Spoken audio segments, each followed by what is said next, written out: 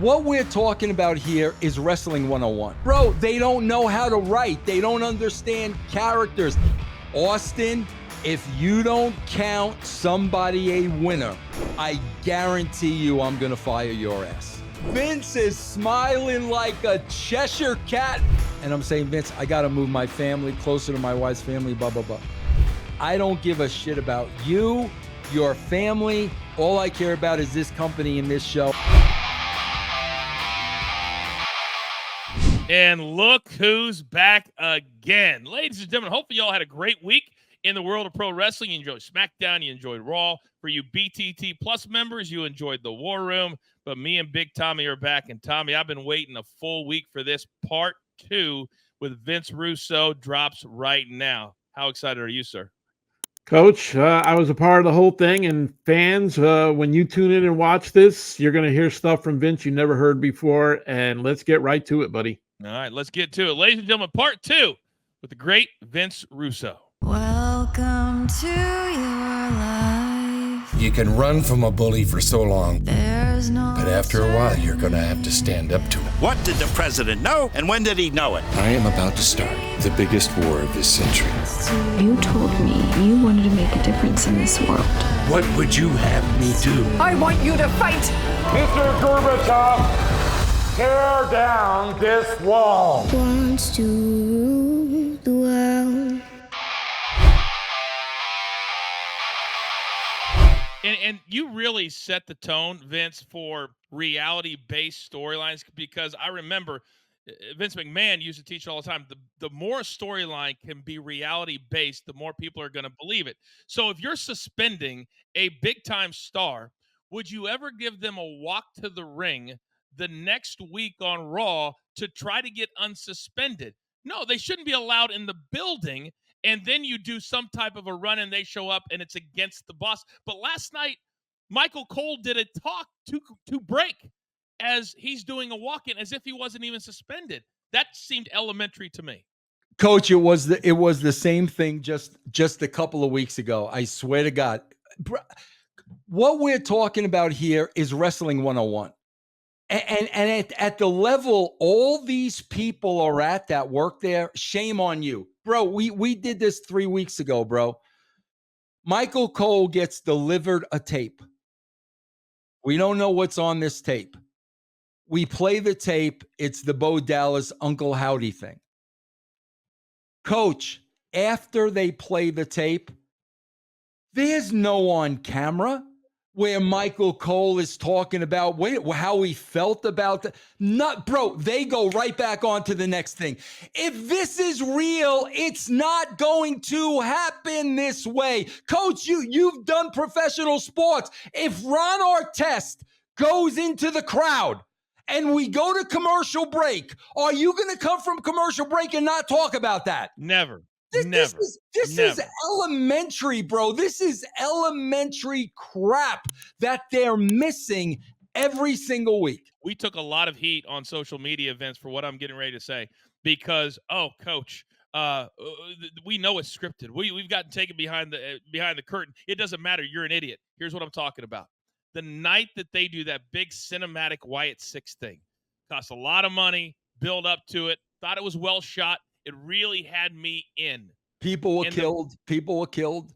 And then that particular night, all those killers that were supposed to suspend our belief go as a group out of costume to a Whataburger and decide was some dude with 68 followers on Instagram asked for a picture with all of them. And they go, yeah, let's do that. You got 6 people inside of the highest level of wrestling, and nobody thought that we want to have this storyline be as long as possible and have people believe. What did you think about that? We're doing Mommy and Dominic. Every week, Dominic's posting pictures of him and his fiance, Rhea Ripley, and Buddy Murphy's wedding. And yeah, bro, so I swear to God, I'm watching this angle as a casual, and I'm saying to myself, when's Buddy Murphy coming? Where's Buddy Murphy? Sarah, but Coach, you hit the nail on the head. Bro. None of this matters anymore. It doesn't matter anymore, bro. Nothing is sacred.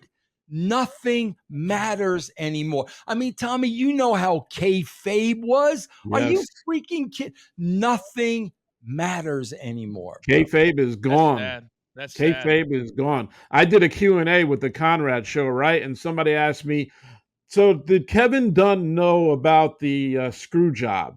And I'm like, well, if Kevin Dunn knew, I didn't know. It was on a need-to-know basis, I said. So if Kevin Dunn, he knows about it, and maybe Triple H knows about it, and Vince, and then maybe they smartened up Hebner beforehand. But after that, it's on a need-to-know basis, and that doesn't happen anymore, Vince. Not at all. It doesn't matter. It just Right. like I said, Coach. Once you're doing those post-show press conferences, and Mhm. you're letting these marks ask whatever question they want to ask, it's over. It's over. It's done, bro. It's over. I can't even imagine back when we were there for a long period of time, them coming into a production meeting and say, "Oh, by the way, guys, we're going to start press conferences tonight to treat this like a sport, like AEW does," and then Tony actually listens to them, or like then you allow some fan to get in and ask John Cena about Vince and open that whole thing up again. Exactly. Like Exactly. that never would have happened. But It let do- me ask you, Dude, let me ask go you ahead. this, Vince, because there's so many things. We had people send in questions, and I have so much respect for you, but also because you're a straight shooter. And part of I can tell from doing these last several minutes, back when you were writing the edgy stuff and you were sitting in a room and you said to yourself, maybe this is a little bit too edgy. And I've heard that with Netflix coming, that we're going to go back to that. It's going to be edgy again because you don't have to follow the rules. Was there ever something that you did or you wrote that you said, maybe this is going a little bit too far? No. And Coach, I will tell you this too. I will tell you why there are going to be zero changes when we get to Netflix. I'm going to Please. tell you why. For a couple of reasons. Number one, bro, you've got wrestlers writing the show. They're not writers. They don't know how to write. They don't know how to write that stuff. And here's another thing. Coach. Bro, when the WWE was PG, they were nowhere near the PG line. Nowhere near what that line was of what they were allowed to do. They were nowhere near it. And all of a sudden, bro, you think they're going to go on Netflix and this is going to become an edgy soap opera? Bro, you've got wrestlers in the wrestling bubble, the Heymans, the Hayeses, the Pritchards, the Triple H's. They're the ones dictating the creative of this show. They're not television writers. They're booking wrestling. That is what you're seeing on the show. Perfect case in point. Let's go to last night's show again. Let's do it. Do you guys remember? I know everybody remembers this iconic scene. Remember when Lori is walking down the road next to a friend and she feels something behind her and she turns around and nobody's there? She turns back around and all of a sudden Michael Myers comes out from behind the bushes. Remember that? Yeah. Scene? Mm-hmm. Here's what they did last night, bro. This is my point. They're in the wrestling bubble. They know nothing about writing. Zero. Bro, the wrestling business died when the writers left. Period. End of story. So what do they do, Tommy? This is the equivalent of Lori turning back around, seeing Michael Myers, making a beeline towards him and literally beating the shit out of him before he ever does anything. Bro, you had these three guys beat the shit out of Bo Dallas the first time we see Bo Dallas on TV. And then you got the scary Mansons standing in the back, letting these three guys beat the shit out of Bo Dallas. When here's how a writer writes this, guys, and this is not brain surgery. They start the beatdown, bro. All of a sudden, you see all these hands come up through the ring.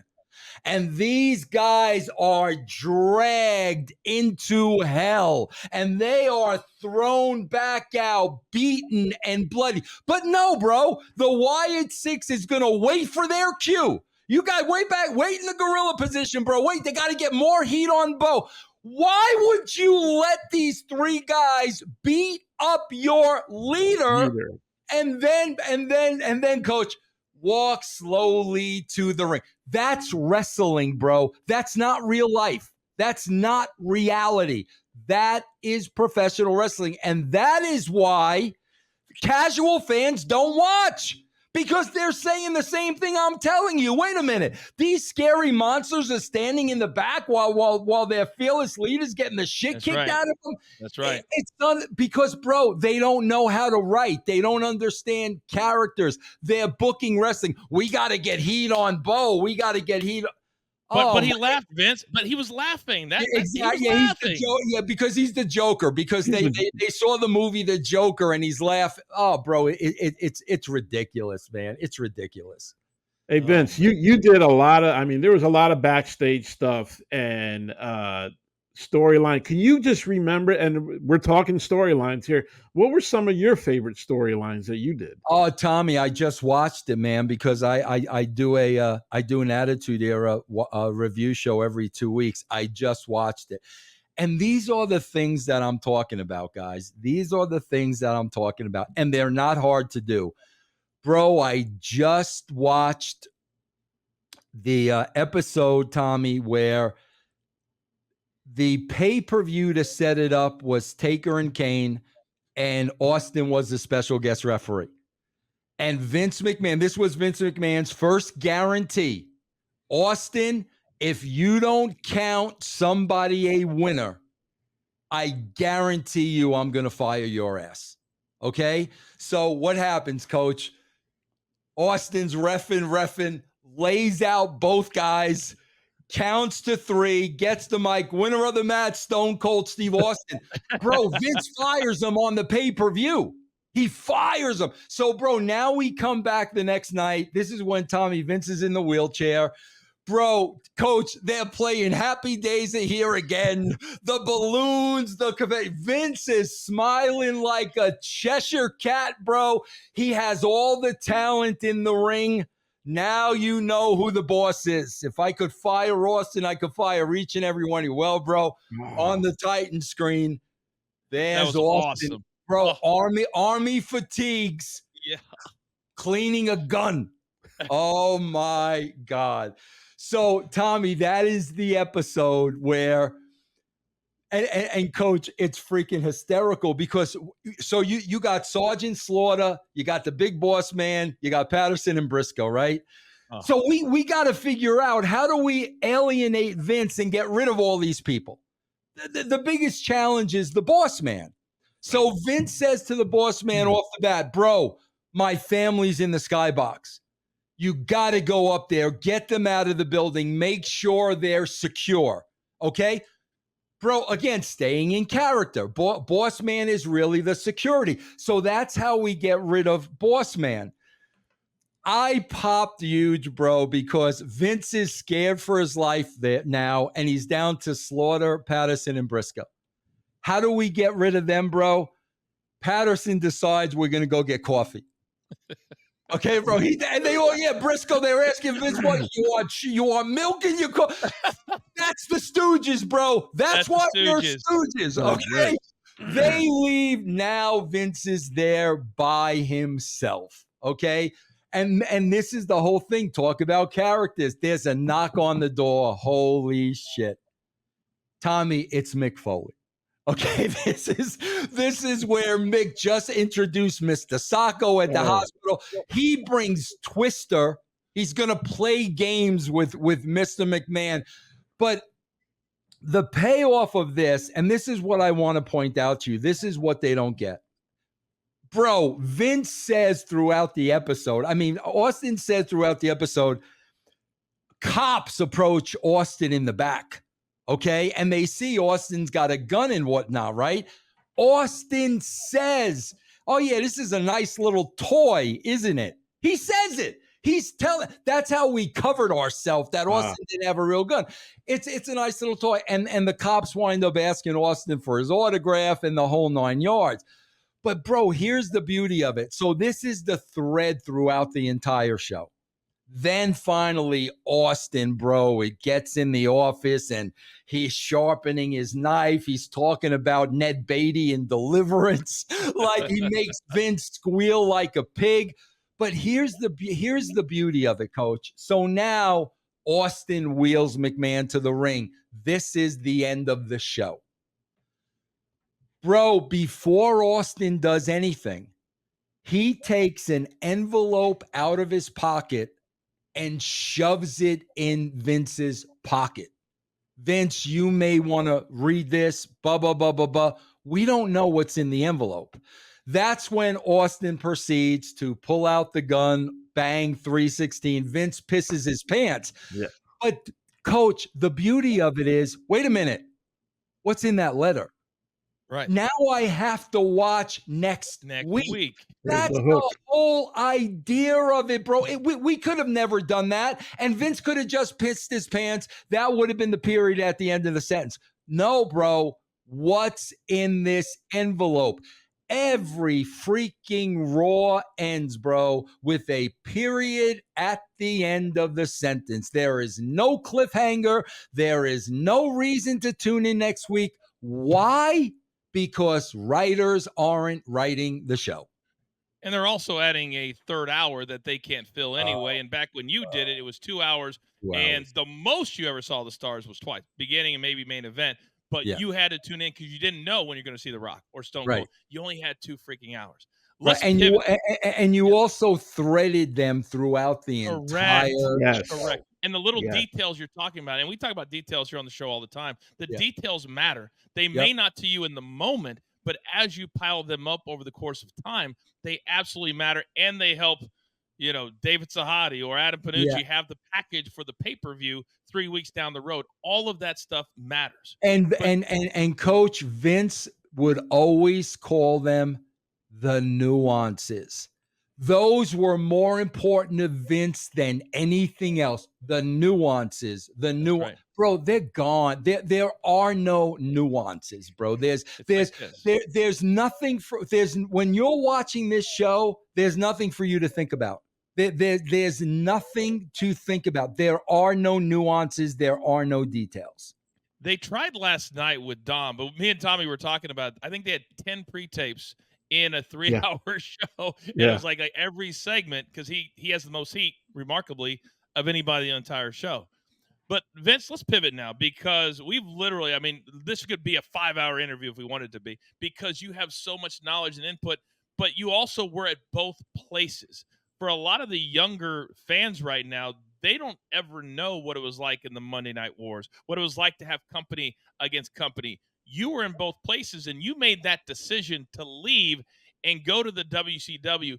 Take us through what that time was like for you specifically. Yeah, well, first of all, what happened, Coach, was every episode of Raw that Ed Ferrara and I wrote, I swear to you, bro, we left our blood, sweat, and tears on every page. Our whole goal was this week's show has got to be better than last week's show. That's how we wrote every show. We agonized over every detail. In the meantime, Vince is making a deal for a second show. SmackDown never has a conversation with me and Ed about it. You're kidding. Never has a conversation until it's official. Okay. So now me and Ed were, bro, it wasn't about how much extra money are we going to get paid. It wasn't about that. It was about, we know what pride we spend in writing Raw. How are we going to be able to maintain that that's what we were concerned about. Understood. So Coach, I go in Vince's office. At this point, bro, I've got three small kids at home. I am never at home, ever. Right. My wife, we moved to Connecticut. My wife's got no family. Tommy lived this. My wife's got no, you live this, coach. My wife's got no family there. So I go to Vince's office. My wife was from Indiana. I'm like, Vince, I want to move my family back to where my wife lives, even if it means I just go see them on the weekends or whatever. I can't have my wife raising 3 kids on her own. She got no family. She's got nothing. I'm never home. Coach, at around that time, I was questioning myself. Does Vince really care about me as much as I care about him? Because, Tommy, I know you know this too, from 1988, bro. Coach, I really cared about that family. Not just Vince. Me too. I really cared about Shane. You guys know what I'm talking about. I really cared about that family. So now I start asking myself, does he care about me like as much as I care about him? So, Coach, I go in his office and I'm literally having a nervous breakdown and I'm tearing up. And I'm saying, Vince, I got to move my family closer to my wife's family, blah, blah, blah.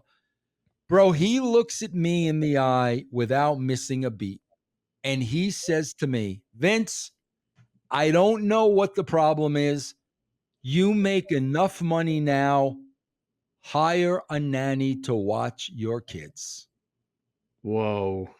Bro, Bad. I am a proud Italian man. Coach, when those words came out of his mouth, it was game over. I was done. I left that office. I left his office. Tommy, I got on the phone with Matt Miller. Matt Miller, who was friends with J.J. Dillon. Yep. And I said, Matt, you need to get me on the phone with J.J. Dillon. It was over because he just answered to me, I don't give a shit about you, your family. All I care about is this company and this show. And that's when I'm like, bro, I ain't putting you and your company over my family. I'm sorry, Vince. And that was it. And then, you know, Coach, the reality of it is I knew what I was getting into when I went to WCW. I had no idea the level of politics that existed. Wow. No, in my wildest dreams, bro, I'm talking about, you know, the main guys dressed here. The rest of the roster was down this hall. There was such a split and such a division. And my reputation always was the mid-carders. I always had something for somebody. The younger guys are the future. So as soon as I came in, you had guys like Flair, you had guys like Hogan that, you know, thinking they're going to be replaced by the, you know, Guerreras and the Conans and the Benoits. And man, we need to get rid of this guy. And that's exactly what they did. Wow. It is so funny that you tell that story because remember when 2004, 2005, we started doing the tribute to the troops? And we were all called into a room and they said, it's up to you, but we're going to and I think you've talked about this on your show about me, is we were told if we're going to go to a war country where we're in the middle of a war. If you don't want to go, you don't have to go. And I went. And then like the third year, my now ex-wife, but was pregnant with my daughter who's now 16. And she didn't want me to go. Right. Which is fine. I told them I'm not going. I had never said no a day in my life. They thought I was kidding. And I said, why would I kid about going to Afghanistan?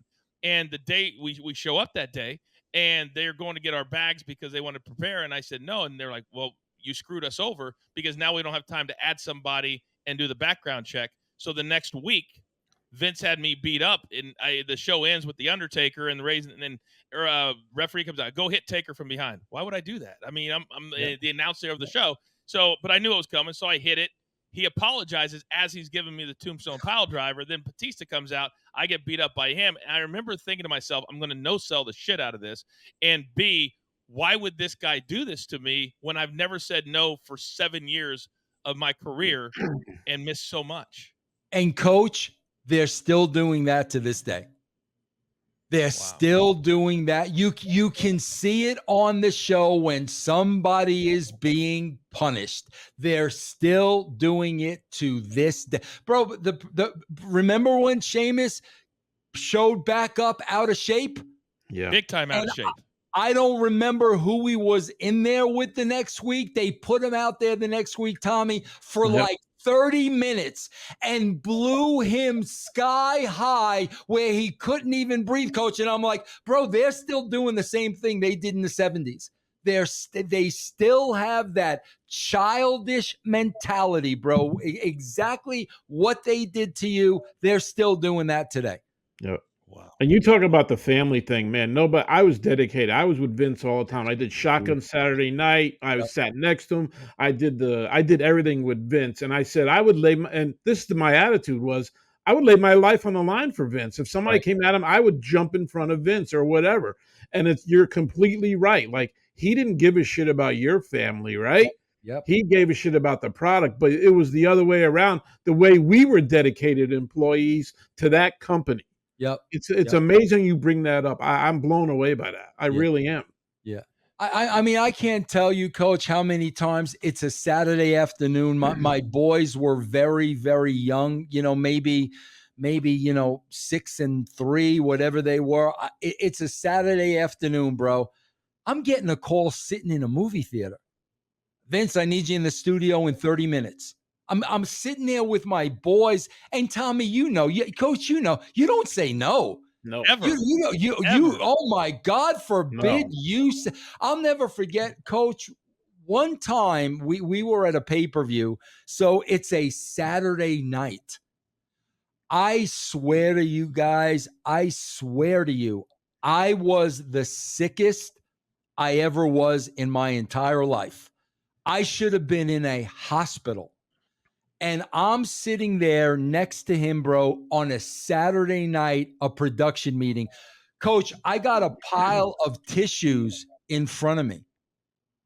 He turns to me and he says, "What's the matter with you?" And I with an attitude, I'm like, "I'm freaking sick, Vince." Bro, cool as a cucumber, Tommy. You ready? You guys know I'm telling you the truth. No, I still lie about wrestling 35 years later. Coach, he turns to me, swear to God, there is no sick. That's what he said to me. Bro, I worked that pay-per-view, and I remember, bro, it was when the angle was going on between Shamrock and Rock. I worked that whole pay-per-view, coach, in a overcoat, shivering and sweating throughout the entire show because you never said no to this man ever. Christmas Eve. My parents live in Salina, Kansas. It's 3 hours from Kansas City. Christmas Eve, Kevin Dunn calls me. We need to do a pre-tape in the tower tomorrow. And I said, tomorrow's Christmas Day. Yeah. And we need you to go to the airport, stay there, fly home, shoot it before noon so Vince could go to Florida in his penthouse down there and spend Christmas evening with his family. So I did it. To this day, my mother still brings it up. To this day, still brings it up. I did it, stayed in a hotel by myself on Christmas Eve at the Kansas City airport. Flew home, did the pre-tape, and then they said, "Oh, by the way, you don't need to go to Raw now because it wouldn't make sense for you to be there since you're shooting with Vince back in the tower. We'll pay for you to go to Orlando and Disney World for 3 days." I swear to God. And because I was dating a girl at the time in Orlando. Yeah. So that was their, so all these stories are true. And I think back now and I feel guilty sometimes. But I say, you know what? I'm not that person anymore. And today I would hope that I would stand up to it. But Vince, as you got to WCW and obviously the politics and what Vince is saying is true. When a lot of these guys came to WWE, they were shocked that they didn't get their own dressing rooms. I remember Goldberg was like, "Where's my dressing room?" Well, everybody dresses together.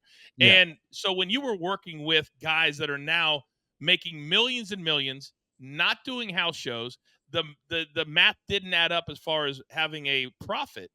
How hard was it to get those guys to buy in, like Hogan and especially Hogan, because we know how difficult over the years he was to work with? Listen, man, I knew when I got to WCW and I looked at the landscape, there were a lot of guys on top, bro, that were way past their years. Mm-hmm. I knew, bro, the company was paying me. WCW was paying me. I knew, bro, I had to start setting them up for the future. I had to start getting the Benoits and the Eddies and the Vampiros and all those guys in the middle because, you know, the Hogans, the Flairs, all those guys were getting up there in age. So I knew I've got to do what's right for the company. And Coach, I wasn't writing any of them off. What I was trying to do was the storyline was, and this is way before the movie The Avengers, I was going to get rid of the Hennings and the Savages and the Pipers and the Flairs and the Hogans one by one. Mm-hmm. And then they were going to come together as a united group like the Avengers. Oh. And the beautiful thing about that dynamic would have been, bro, throughout their entire careers, none of these guys ever got along. Ever. That was the story. But these guys were so paranoid. And, bro, I knew all this, but I still had to do what I knew was right for the company. I knew they were going to try to get rid of me because they thought I was writing them off TV, which I wasn't doing. I told them what I was doing. I told them what the plan was. They did not trust me as far as they were concerned. They were no longer going to be main eventers. I knew they were going to get in management. I knew everything that happened, but I also knew, bro, WCW is paying me. I've got to be loyal to them, and I've got to do 100%. What is right for this company. And what happened was exactly what I knew would happen, and that's why they called me in the office one day, you know, after, you know, Flair had gotten to them and Hogan, and they sit me down and they're telling me we're taking a change in direction. Bro, at this point, I was literally on the phone with my attorney earlier that day saying, bro, I don't care whatever you have to do. You got to get me out of this contract. You got to get me out of this contract. So when they say to me, Vince, we're changing direction, we're going to go to a committee. Bro, in my mind, I'm like, bro, you're breaching my contract. You are breaching. Oh, thank you, Jesus. Thank you, Jesus. And I sat there as cool as a cucumber, and I'm like, honestly, I have no interest in your change of direction. I have no interest in being a part of a committee. My contract clearly states I am the head of creative. So I am going to go home now, and you guys just figure out how you're going to pay me. And that's exactly what I did. Wow. We got in this plane that looked like it was right out of Indiana Jones. Bro, I was there for the rise of Hulk Hogan. I am going to do an up-close and personal piece on Randy Savage. That was my one regret. I never got to work with that guy. I really wish I could have got to work with that guy. I have made the prediction that by the end of 2025, Triple H will no longer be with that company. Welcome to your life. There's nothing a retired governor can do, but a president, now he can do a thing or two. Everybody wants to